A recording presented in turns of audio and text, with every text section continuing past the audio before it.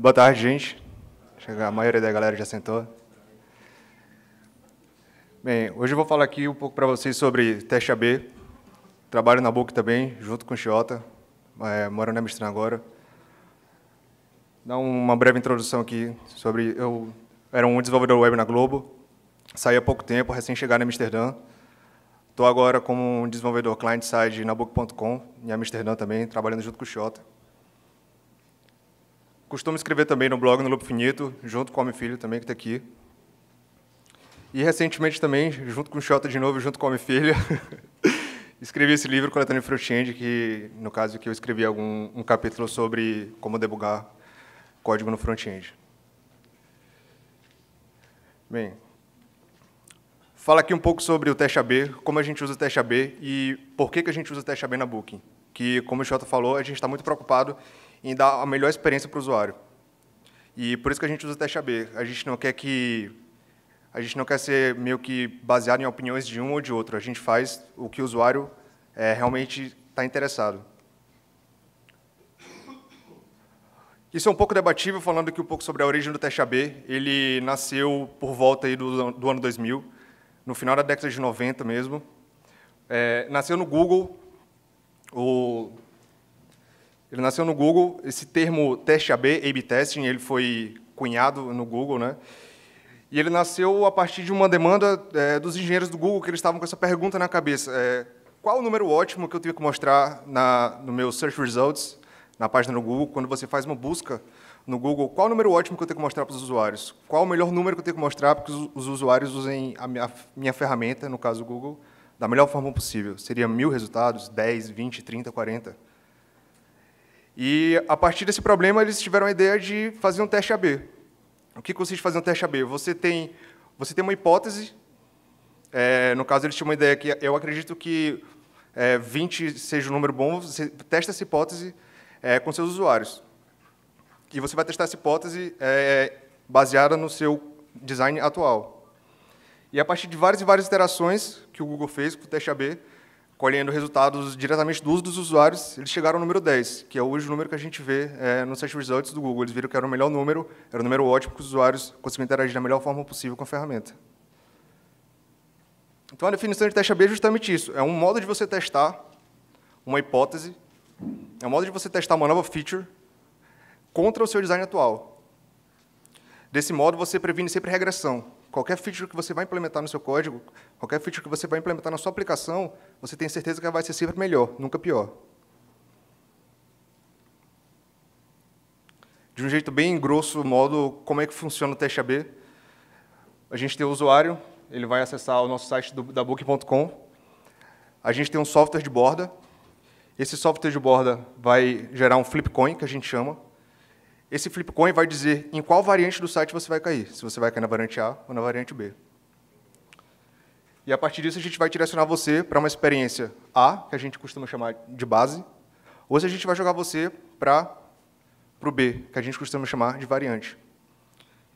E é esse cara aqui que a gente quer testar. Quando a gente faz esse tipo de experimento, geralmente a gente manda 50% das pessoas para a variante base e o restante, 50% das pessoas para a variante B. E, a partir disso, a gente faz métricas de uso, de como os usuários estão usando a ferramenta. E, a partir disso, se a variante B foi ou não melhor, a gente pode transformá-la na base. E, a partir disso, a gente está sempre envolvendo e desenvolvendo o site. A gente previne regressão com isso, porque a gente sabe que, se o B for melhor, ele vira o A. Né? E a gente também está colhendo o resultado diretamente do uso dos usuários mesmo. Isso é interessante que, pelo menos para mim, de onde eu costumava trabalhar, que você acaba com, a gente chama no teste AB, o repo. O repo é aquele cara que está na sala de reunião, ele se veste mais bacana, tem um salário maior e provavelmente está na empresa há mais tempo que você. E ele tem a opinião dele, e a opinião dele, às vezes, é a que vale. Você está no projeto, você acha que o botão tem que ser, de repente, verde, e tem aquele cara, o babaca, que ele acha que tem que ser azul, e o botão é azul porque ele simplesmente acha que é azul, entendeu? Então, a gente acaba tomando decisões não baseadas em dados. E, com o teste AB, a gente acaba com isso. Porque, beleza, você tem uma hipótese. Cara, eu acho que tem que ser verde. Ah, mas o babaca acha que tem que ser azul. Então, outro cara acha que tem que ser roxo. Tá bom, a gente vai testar tudo. E, baseado em dados, a gente vai ver qual a melhor solução de como o usuário está usando melhor o nosso site, e essa solução que vai ganhar, e não baseado na opinião de ninguém. Então, o interessante aqui do teste AB é que a gente tem menos esse achismo, né? A gente para com esse, eu aprendi na faculdade que tem que ser assim, eu vou usar responsivo porque está na moda, eu vou usar uma tipografia tal porque é que todo mundo está usando. Ou então, o Nielsen, que é tido como o rei de UX hoje, disse que tem que ser assim e a gente vai fazer assim porque o Nielsen falou. Não. Aqui a gente tem hipóteses e a gente testa todas as hipóteses. Então, é menos eu acho e eu sei. Então, com o teste AB, a gente vai testar aqui também relacionamento do tipo causal. A gente vai fazer um asterisco daqui a pouco para diferenciar o que é uma causalidade e uma correlação. Então, quando eu faço uma modificação numa variante, eu sei que aquela modificação impactou o site de determinada forma, foi a causa. Então, os usuários podem ter um engajamento maior ou menor, eles podem ter convergido melhor ou pior. Então, eu sei que aquela alteração que eu fiz, aquela pequena alteração, pode ser uma alteração grande também, teve uma causalidade em como os usuários estão usando a minha ferramenta. Com o teste AB também, como eles estão rodando em paralelo, ao mesmo tempo, a gente também consegue isolar fatores externos. Por exemplo, algumas pessoas fazem o teste AB de forma errada, que elas fazem o teste A, deixam esse teste A rodando por um tempo, depois fazem o teste B e deixam esse teste B rodando por um tempo. E, com base nisso, eles vão ver se o A é melhor ou não. Agora, imagina que você está fazendo um teste AB dessa forma, e a gente está na Copa do Mundo, por exemplo. Os usuários na Copa do Mundo podem ter um padrão de acesso completamente diferente quando não se está na Copa do Mundo. Ou então você vai fazer um teste isolado perto do Réveillon, alguma coisa. Com o teste AB, como ele está rodando em paralelo, a gente consegue isolar isso. Porque o que afeta o A vai afetar o B também. E não é com esse nome, não é com o nome teste AB, mas o nome A/B Testing ele é um pouco novo, recente, mas a ideia não é. A ideia é bem antiga, inclusive. E ele é hoje o teste padrão para que uma droga seja aprovada ou não nos Estados Unidos. Nos Estados Unidos, quando você quer aprovar uma droga, o FDA vai usar o que a gente chama de grupo controle, e o grupo que vai, de fato, usar uma droga. Você tem uma droga, uma empresa farmacêutica que é aprovação do FDA, você vai pegar o grupo controle, para 50% daquelas pessoas você vai dar uma pílula de farinha, por exemplo, e para outras 50% das pessoas você vai dar a pílula de fato. E, a partir disso, você vai ver se não aconteceu, por exemplo, um efeito placebo, e o que aconteceu com as pessoas que não tomaram também de fato, e que estavam expostos às mesmas variações. Fazendo aqui um asterisco rápido sobre correlação e causalidade, quando a gente está falando de teste AB, é importante a gente ver isso. Por que a gente está falando de causalidade aqui, não de correlação? Esse aqui é um exemplo clássico para a gente ver o que é a diferença de causalidade e correlação. Aqui a gente tem uma frase, isso aqui é um fato, inclusive, que quanto mais sorvetes são vendidos, a taxa de afogamento cresce. Isso é um fato, isso acontece, infelizmente. Quanto mais sorvetes são vendidos, mais pessoas morrem afogadas. O problema está que, quando você fala logo, eu posso dizer que quanto mais sorvetes são consumidos, mais pessoas se afogam.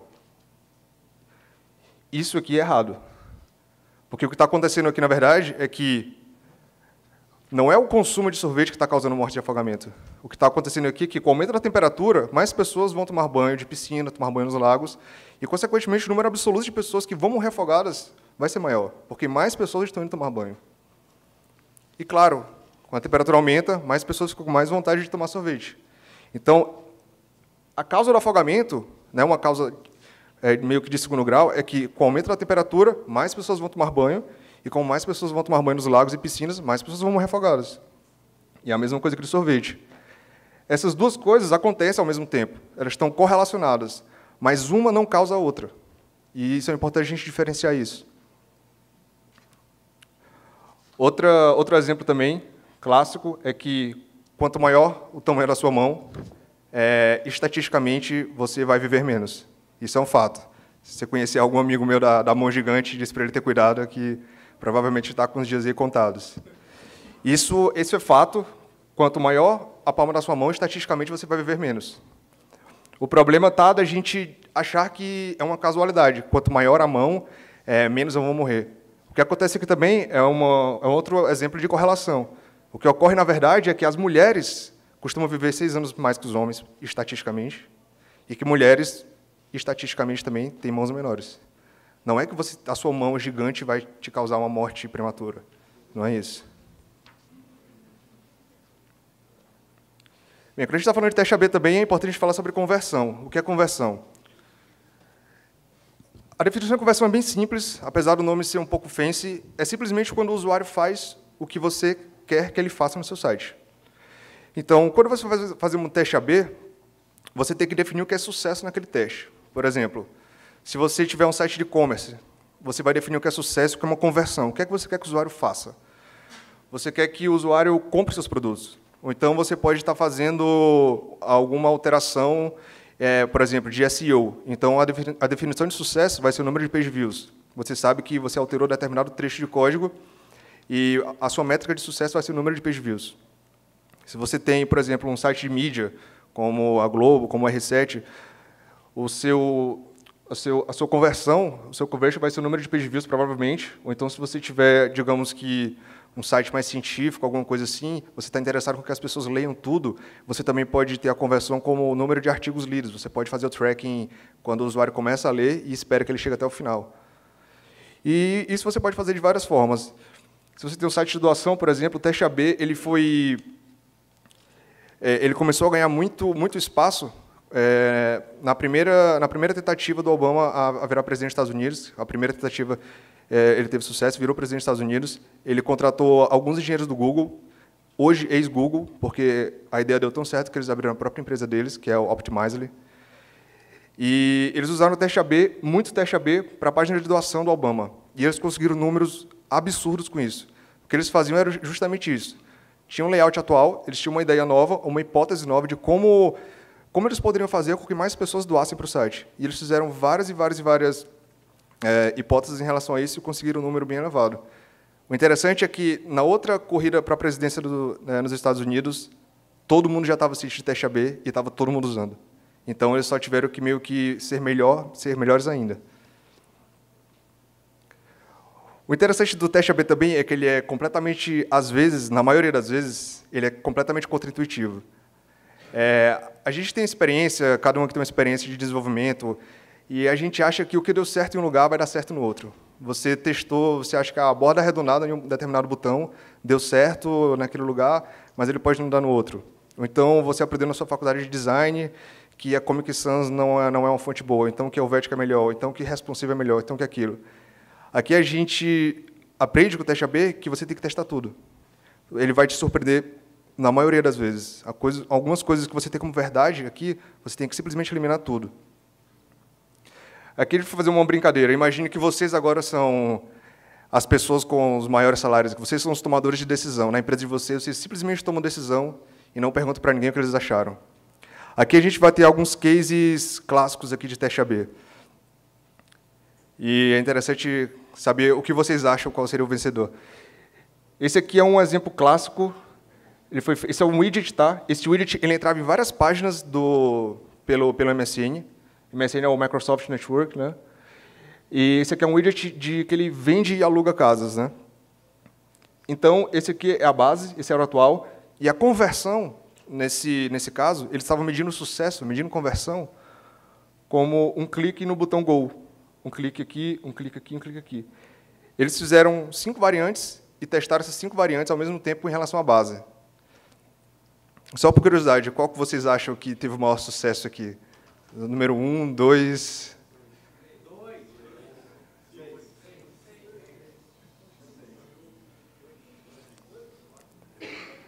Aqui é interessante que, só com essa alteração pequena, eles tiveram uma taxa de conversão maior em 9,7%. Então, imagina que, de repente, você conseguiu um aumento de quase 10% na sua ferramenta só devido a esse teste. A partir daqui, só cabe a gente meio que devagar e a gente confabular de forma subjetiva e não empírica por que deu certo aquilo. Alguns acham porque esse é mais simples. Mas a gente vai ver também outros exemplos que, às vezes, não funciona. Se não simples, é melhor, às vezes. Esse aqui foi um outro teste AB que o time da MSN fez no Searchbox. Esse aqui é um paper. Esse paper está... Esqueci, eu acho que ele foi publicado em Stanford, esse aqui. Ele é interessante. Aqui a gente tem a base da MSN. Aqui é um input, você vai digitar a sua busca, vocês veem que a gente tem aqui o botão verde, que tem um símbolo, que é uma lupa. Aqui a gente tem esse título, esse label aqui, dizendo que aqui são as buscas mais populares e aqui as entradas das buscas populares. Eles fizeram uma variante. Colocaram o botão search para fora, colocaram um verbo, um call to action, colocaram um verde mais saturado e retiraram popular searches. Qual que vocês acham que ganhou?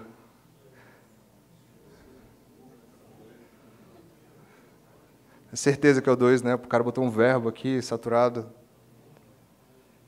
Interessante que esse aqui, a gente diz que foi um resultado neutro. A gente tem uma margem de erro, que aqui a gente está tratando de estatística, e essa variante, essa base, elas tiveram o mesmo impacto para o usuário. Elas simplesmente se comportaram da mesma forma para o usuário. Quando esse tipo de situação acontece, e de repente você está procurando uma maior identidade, homogeneização do seu site, pela identidade visual, quando esse tipo de coisa acontece, você pode transformar a variante na base. Se você quiser. Mas você também pode deixar do mesmo jeito. Que lembra que a gente está aqui preocupado em sempre fazer o melhor para o usuário. Se o usuário está dizendo que isso é neutro, você pode fazer a troca aqui. Caso contrário, não. Bem, esse aqui já é um exemplo de e-commerce, né? Aqui a gente já está começando a falar mais de dinheiro mesmo. Esse aqui foi um teste AB também feito pela Microsoft. Isso era o time de experimentação da Microsoft que fez isso. Eles fizeram o teste na Online Store da Microsoft Office. É uma versão antiga da Microsoft Office, é o 2007, exatamente. No e-commerce, a gente tem esse termo que a gente chama de funil. Porque, geralmente, quando você vai fazer uma compra de um produto, ela tem vários steps envolvidos. Então, isso aqui é a entrada do funil, que a gente chama. Você vai entrando no funil, e quanto mais você entra no funil, menor a probabilidade de você sair do funil. Ou seja, maior a probabilidade de você fazer a compra de fato. Então, essa aqui é a entrada do funil. É a entrada do funil de compra do Microsoft Office. Então, aqui, a taxa de sucesso, aqui a conversão que a gente está medindo é se o usuário entrou ou não no funil. E eles mediram o sucesso como um clique aqui ou um clique aqui. O clique aqui e aqui, ele vai ter o mesmo resultado. Você vai entrar para o próximo passo de compra. E eles fizeram um teste, uma variante.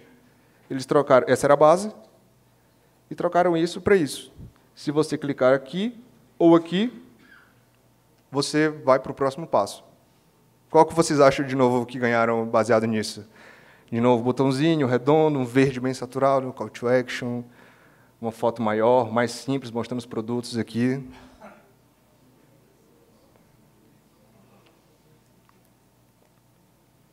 Aqui foi interessante que essa variante performou 64% menos do que a base. A partir daqui, a gente também só pode confabular de novo. Algumas pessoas acham que o motivo é que você está mostrando o preço de forma muito prematura. Você deveria mostrar o preço mais que a gente chama mais para dentro do funil, né? Você primeiro chama o usuário, convida ele a dar o próximo passo e depois você mostra o preço. Mas isso você vai ter que fazer teste de novo AB para verificar essa sua hipótese. Mas vê que com simples teste AB, aqui a gente está falando de dinheiro mesmo. Isso aqui é o primeiro passo do funil. Então, 64% menos de pessoas entraram aqui. Se você tem uma empresa, imagina que se a sua empresa for tudo isso, você automaticamente tem 64% menos de renda. Automaticamente.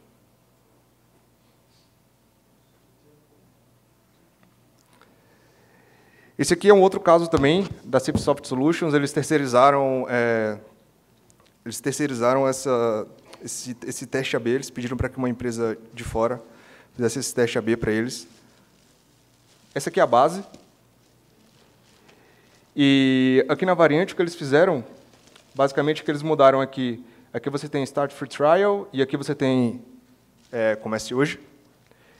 E aqui a gente tem o preço, e aqui a gente não tem o preço. Qual que vocês acham, de novo, que ganhou? Qual foi a que teve o melhor impacto?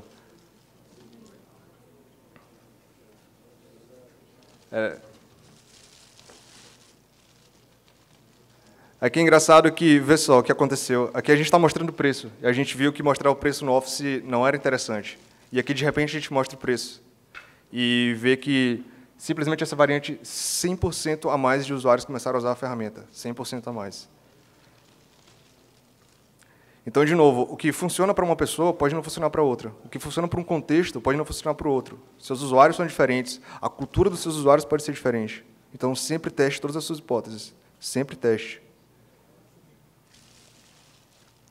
Esse caso aqui é muito interessante. É da antiga 37 Signals, que agora virou Basecamp.com.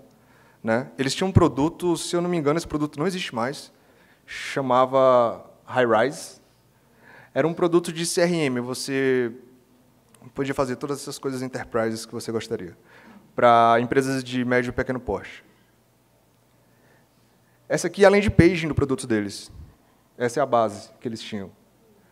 Aqui você tem o botão de call to action para você experimentar a ferramenta. E eles estavam interessados em como que eles poderiam fazer com que mais usuários experimentassem a ferramenta, com que mais usuários usassem o produto deles. Em outras palavras, como mais usuários poderiam pagar mais ainda para eles. E eles tentaram com essa variante aqui, essa variante 2. É um layout bem mais simples, a gente vê, tem muito mais texto, esse aqui tem mais foto, parece algo mais clean. E com essa alteração eles conseguiram 37,5% a mais de pessoas usando a ferramenta. Só que eles ficaram um pouco intrigados com isso. Provavelmente, isso que é o que eu acho interessante desse case da antiga 37 Signals, hoje Basecamp, é que eles ficaram tão encucados com esse número. Por que que eu consegui 37,5% a mais com isso? Será que a gente pode melhorar mais ainda? Vamos tentar um layout mais radical, alguma coisa completamente diferente. Então, eles tentaram esse layout diferente. Eles fizeram um outro teste AB com a mesma base, para saber se eles estavam perdendo algo. Se, de repente, eles fizeram uma otimização aqui, mas, de repente, eles poderiam conseguir mais ainda.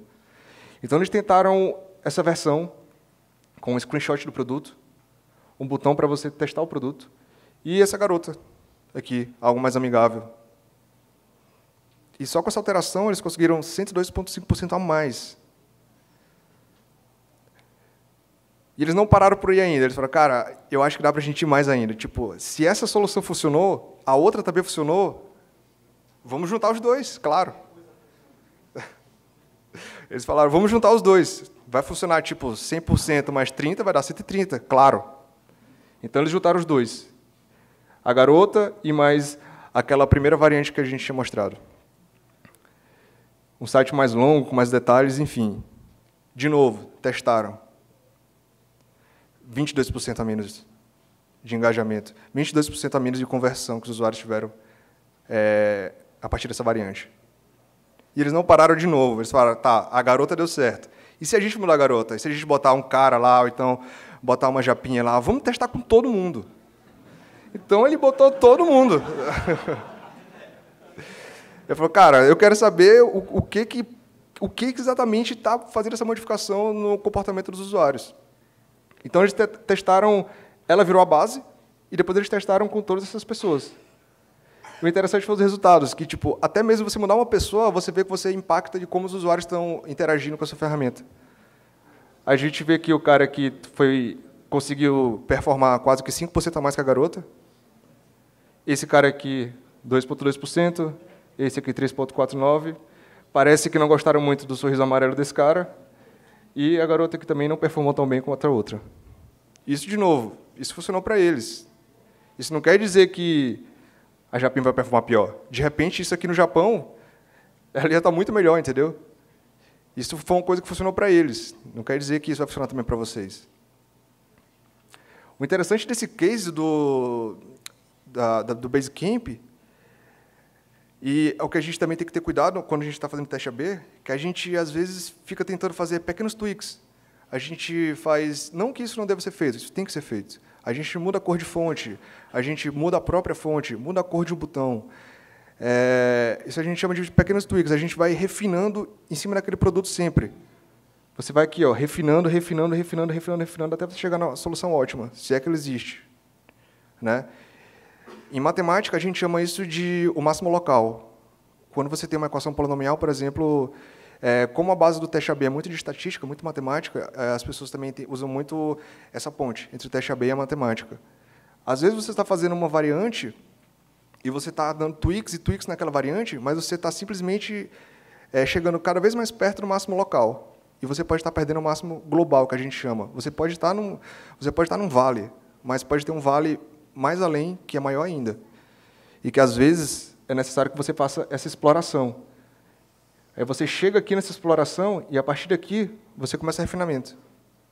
E, logo depois, você parte para a exploração de novo. E vai para o refinamento. E isso continua, isso é cíclico, deve ser cíclico. Sobre exploração, também a gente tem um case fantástico do Netflix. O Netflix, antes de 2011, ele era assim, esse site mais sem graça. Aqui a gente tinha um filme, ratings do filme, aqui mais filmes recomendados, de acordo com o seu login, preferência e tudo mais. E o Netflix ficou testando um redesign mais radical para a plataforma deles durante quase um ano. E durante quase um ano eles ficaram trabalhando nesse cara aqui, que eles chamaram de projeto densidade. Porque aqui a gente vê que esse layout ele é mais conciso, a informação está mais densa. Aqui a gente tem, por exemplo, Top TV Shows, a gente tem uma rolagem vertical aqui, e a gente também tem uma rolagem horizontal aqui. Se você quiser, você pode rolar aqui para ver mais Top TV Shows, você pode ver também mais filmes para criança e família, você pode ver mais dramas médicos, enfim. E eles testaram isso durante eles ficaram desenvolvendo isso durante quase um ano. Só que a gente vê que foi uma mudança muito drástica.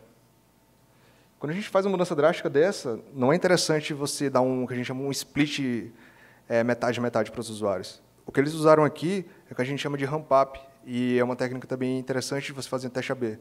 Se você tiver, de repente, com medo de que uma mudança tão radical vai afetar seu site, você pode fazer um ramp-up.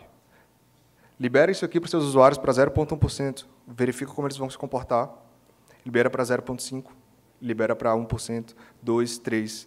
Se não ocorrer nada grave, se os usuários, de repente, realmente odiarem, se os dados falarem para vocês que houve uma discrepância absurda na conversão, você pode abortar isso antes que vá para metade dos usuários. E o que ocorreu é que, depois de todo esse ramp-up que o Netflix fez, eles chegaram a 50%, viram que os usuários gostaram, os dados falaram que os usuários gostaram do site.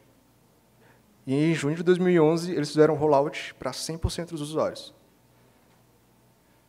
E, claro, a internet foi a loucura.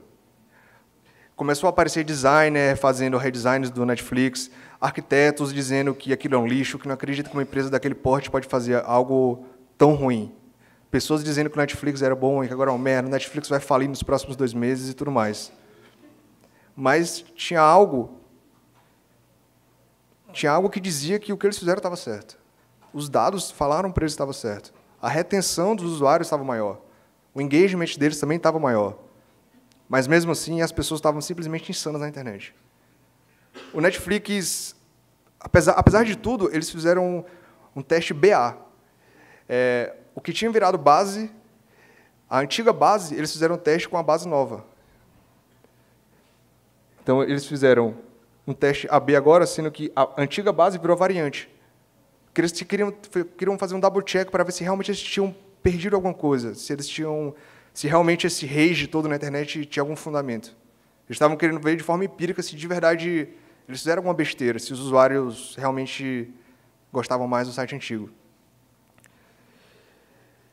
E, de novo, os dados disseram que os usuários simplesmente estavam usando mais, retenção maior, engagement maior, a base antiga realmente era pior. O Netflix manteve e mantém até hoje esse layout, porque eles tinham dados para comprovar que era melhor. Na época, o engenheiro de software que trabalhou nesse projeto, Brian Gunn, falou algo que é fantástico. Geralmente, o que as pessoas falam, às vezes, não o que elas fazem. As pessoas simplesmente falam besteira, às vezes, mas os dados não mentem, está lá. Se os dados estão dizendo para você que os usuários estão usando mais, você não vai se basear na opinião de 1 ou 2 ou 3 pessoas, ou que seja 1000 pessoas. Olhe para os dados que eles não vão mentir. Se os dados estão dizendo que os usuários estão usando melhor meu site, por que eu vou escutar alguém? Aqui a gente tem outro case bem simples, que a gente vê que, às vezes, pequenas alterações que a gente pode fazer no nosso site podem ter um impacto grande de como os usuários interpretam aquilo e tomam decisão. Aqui é o live chat. Eles simplesmente mudaram o copy, simplesmente mudaram esse texto, de free trial para try free. E conseguiram conversão de 14,6%, com simples mudança de texto. 14,6%.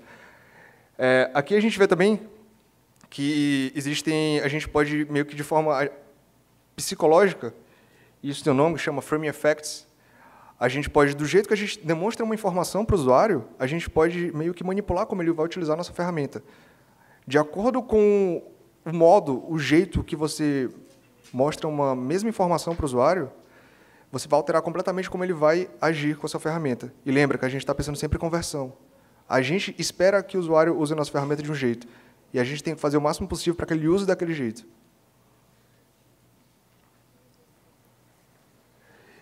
Isso aqui, o Framing Effect foi uma tese de doutorado de 2 psicólogos. Aqui a gente tem um exemplo, basicamente é isso.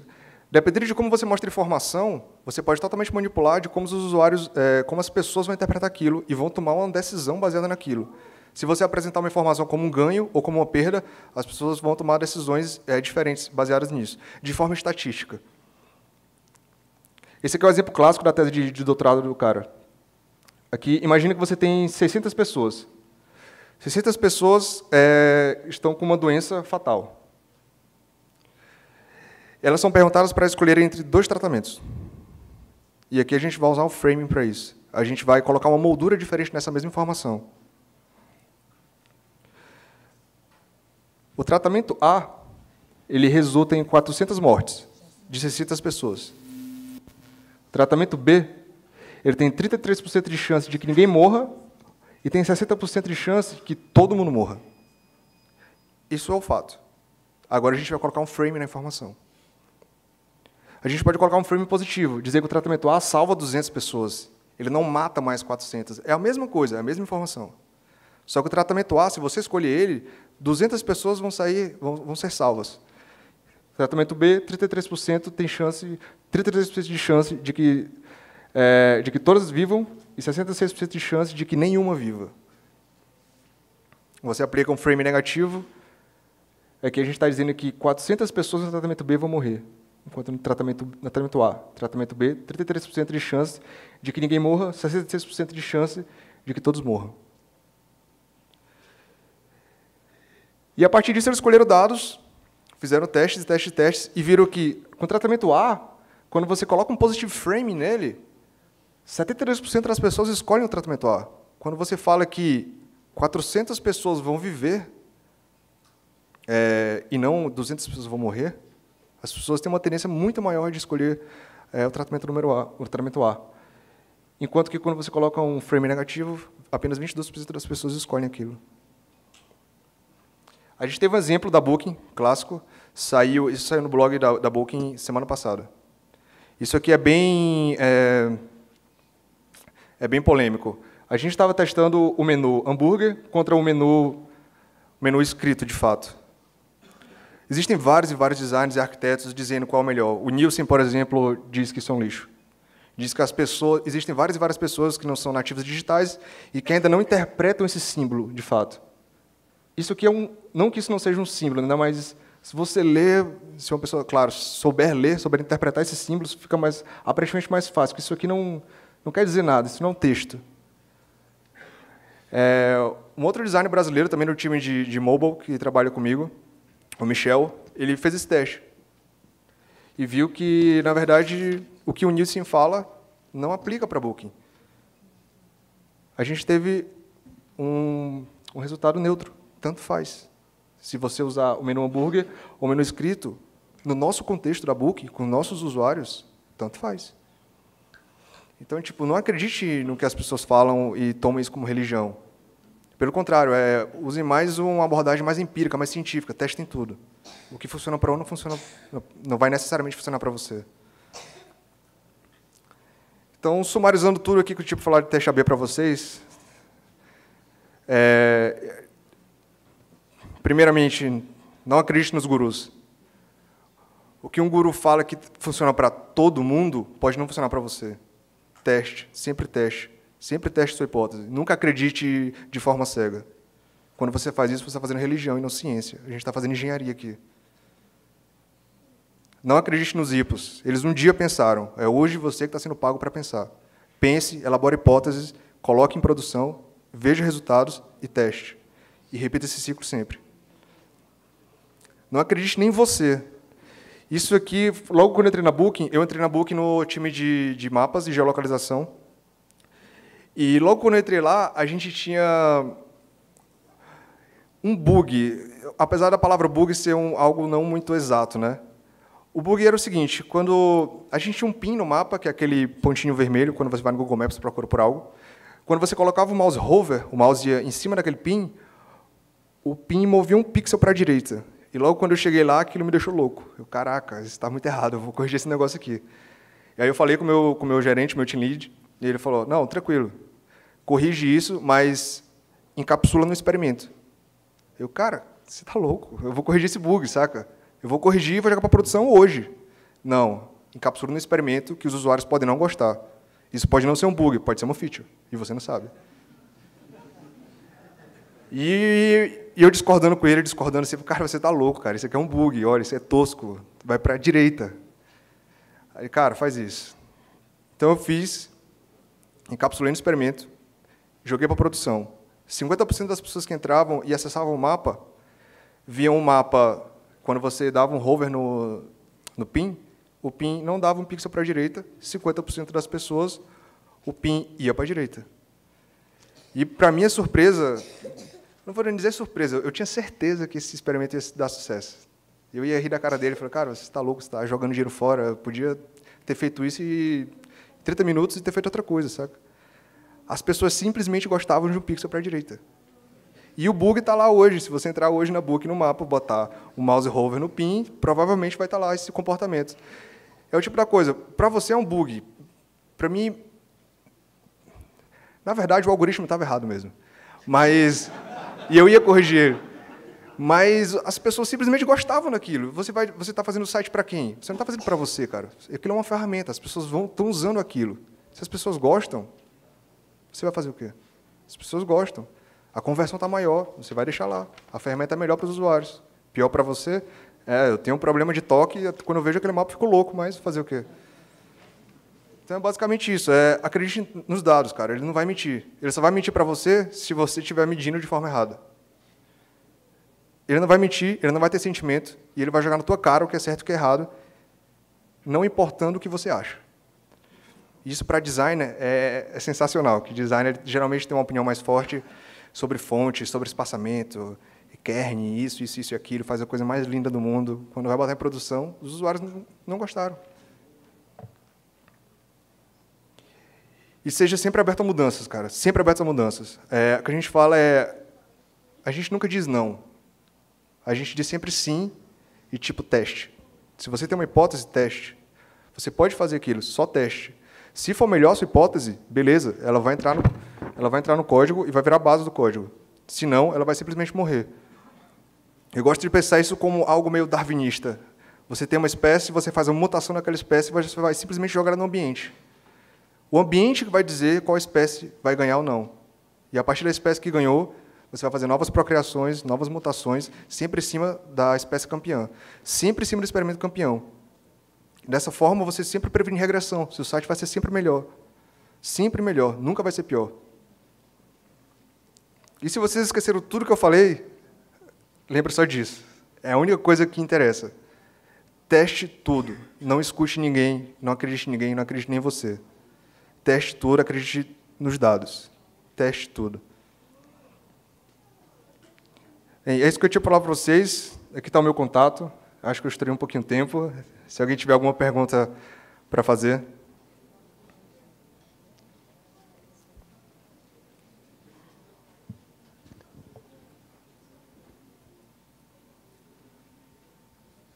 Boa noite. Palestra muito boa, gostei.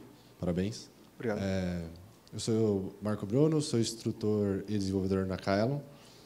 Minha dúvida é relacionada ao meu antigo emprego, que eu fui desenvolvedor também na Local Web. E lá a gente teve um teste AB que não foi tão bacana. O teste AB empatou e, por algum esforço muito louco, tinha que ganhar a versão nova. Como assim tinha que ganhar? Obrigado. Valeu? Assisti muito bem agora. E aí a condição, na verdade, tudo bem, isso foi uma piadinha. Mas aí quando empata, tem esse empate, na maioria dos casos, qual que é a posição mais legal de se tomar? Assim? Que aí eu fiquei na dúvida mesmo. Pô, empatou. Agora testa com outra coisa X, bem, sei lá, escrota ou muito diferente? Ou muda a versão B? Alguma coisa pontual, unitária? Não tem regra para isso. O teste AB é mais você tem uma hipótese. Essa hipótese era... Você tem uma hipótese, você vai jogar isso no seu código, para os usuários verem. Não sei, vai depender muito do caso. Você pode fazer um pequeno tweak, aumentar a fonte, mudar a cor de algo, testa. Ou então, se você continuar não tendo resultados, você pode partir para algo mais radical também. De repente, um redesign de algum pequeno widget. Saca? Não tem regra para isso, de verdade. É mais... Você tem que ser, sei lá, um pouco criativo. Você tem algumas ideias de como o usuário está ou não está usando. Existem algumas ferramentas também que podem te ajudar, como, por exemplo, o Heatmap. A gente usa também na Book Heatmap para saber o movimento do mouse das pessoas na tela. E, a partir daquilo, a gente tenta extrapolar um comportamento. Mas, você está entendendo? A gente tem algo exato, a partir desse exato a gente extrapola para algo subjetivo, e a partir do subjetivo a gente faz testes empíricos, e esses testes empíricos que vão dizer o que vai entrar ou não no site. Essa parte cinza é que você é mais criatividade, mais experiência sua, o que você ouviu. Lá na Booking a gente tem vários times, então a gente pode conversar com outros times no que deu certo para eles, o que não deu, e a gente testa no nosso caso. Mas não existe uma receita de bolo de verdade. Você tem que testar o máximo possível. Posso só tirar mais uma dúvida? Claro. Aí estava discutindo outra coisa que era bem matemática. Eu achava que a amostra que eles esperavam assim era pouca, assim. A amostra era muito grande. Podia ser uma amostra bem menor. Sim. Tem alguma regra em relação matemática em relação à amostra? Preciso, sei lá, de 1000 acessos e 1000 em relação à proporção do site, algo assim? Isso tudo é estatística. Quando você vai usar um teste AB, você tem basicamente dois caminhos. Ou você contrata uma ferramenta, como o Optimizer, por exemplo, ou você faz in-house. Se você faz in-house, você vai precisar contratar cientistas de dados, estatísticos, matemáticos. Existem várias fórmulas que vão fazer isso para ti. Vai depender muito do teu caso, vai depender do número de page views. Existe a calculadora online também que faz isso para ti, que quanto maior, você também vai dizer com quanto de segurança você quer tomar uma decisão. Por exemplo, 85% de chance para mim está bom. Ou então você quer tomar uma decisão baseada em 95% de accuracy. Quanto maior a porcentagem, quanto maior a tua segurança, quanto maior a margem de erro, obviamente, uma maior amostra tu vai precisar. Entendeu? Se o teu site, por exemplo, a gente tem alguns problemas em fazer teste AB em alguns determinados locais do site, determinados spots que não são muito visitados. A gente tem alguns, por exemplo, fazer um teste AB na home é mole. Tipo, o tráfego é imenso. Mas alguns locais não é tão grande assim. Então, às vezes, o teste AB precisa rodar por mais tempo ainda para que você tenha uma amostra maior, para que você tome uma decisão de fato baseada em dados. Mas, sim, existem fórmulas matemáticas para isso. Student T... existem mais outras fórmulas que eu não sei, mas existem. Obrigado, Caio. De nada. Valeu.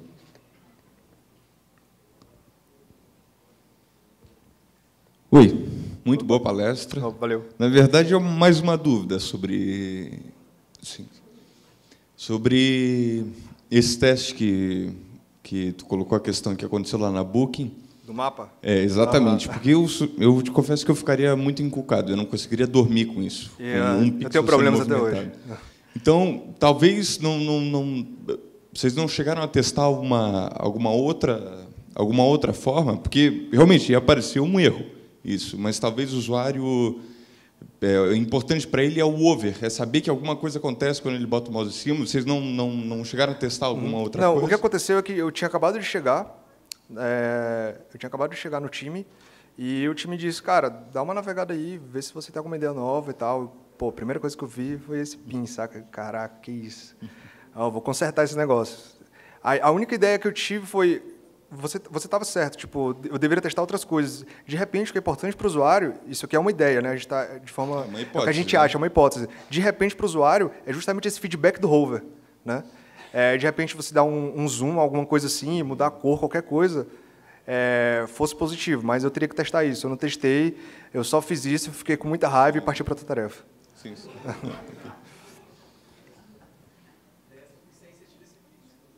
Oi, desculpa. Eu mudei de time.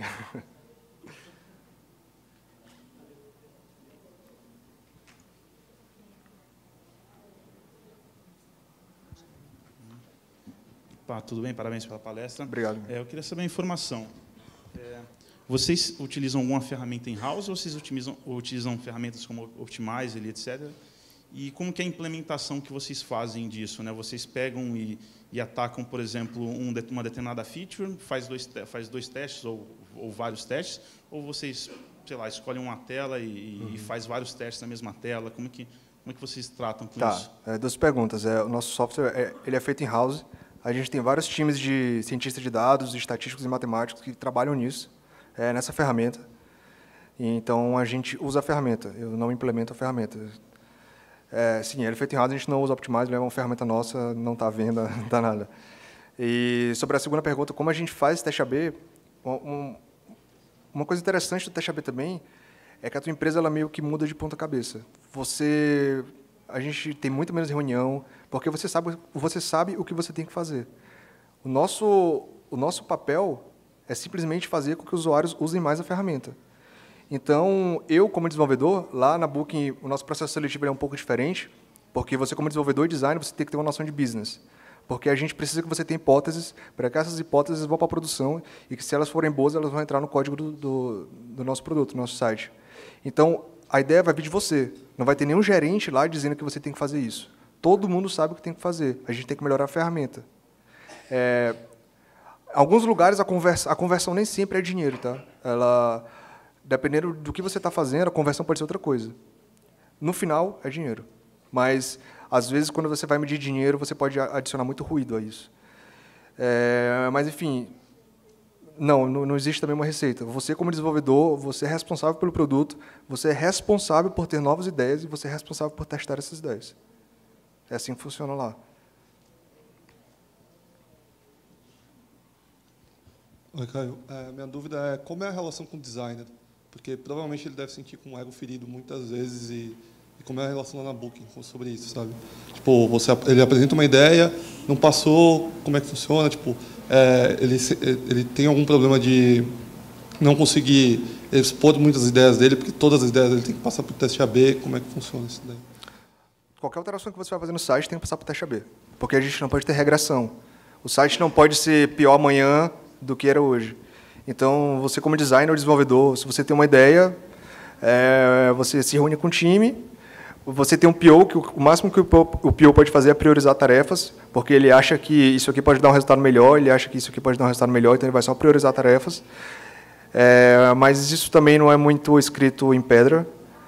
E, sim, você vai colocar a sua alteração no ar, se o usuário gostar, ótimo. Se o usuário não gostar, não vai entrar.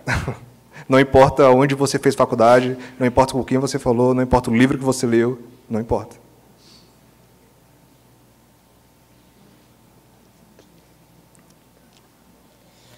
Oi, parabéns pela palestra. Obrigado. De novo. Eu queria saber duas questões. Uma, se a questão do CoinFlip é, em geral, baseada em acesso, em sessão, em IP, ou seja, se eu vi uma vez aquela versão do site, eu sempre vou ver assim, ou é aleatório por sessão? Essa é a primeira pergunta. E a segunda é, por exemplo, eu tenho hoje um site que ele não foi construído pensando em fazer teste AB, por exemplo, nunca foi pensado nisso, nunca foi vendido para o cliente, etc. É mais oneroso você implementar, por exemplo, contratar o Optimizer ou implementar in-house do que se você pensar desde o começo, fazer isso? Para você fazer in-house é um pouco caro, só é justificável se você tem que ter um porte um pouco grande. Você vai ter que contratar pessoas com conhecimento bem específico sobre matemática, estatística e tudo mais, para fazer software para você. Mas se você usar uma ferramenta de terceiro, não vejo impacto nenhum se você pensou de início ou não. Eu acredito que o custo vai ser o mesmo. Fica um pouco difícil você fazer teste AB quando você tem que tratar, às vezes, com o cliente, né? Fica mais fácil quando o produto é seu. Mas, mesmo assim, como a gente está falando de dinheiro, é muito mais fácil de falar com as pessoas, né? Algo muito mais direto. Olha, se a gente vai fazer um teste, esse teste está trazendo 10% a mais de dinheiro para você. Então, quando a gente fala de dinheiro, as pessoas costumam escutar mais, né?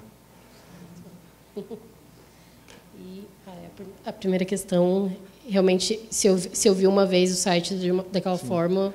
No nosso caso, se você viu a primeira vez uma variante X, você vai ver essa variante X para sempre, a não ser que você entre no modo privado e tudo mais.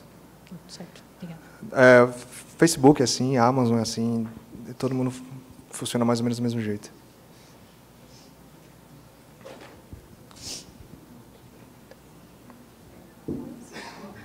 Muito obrigado.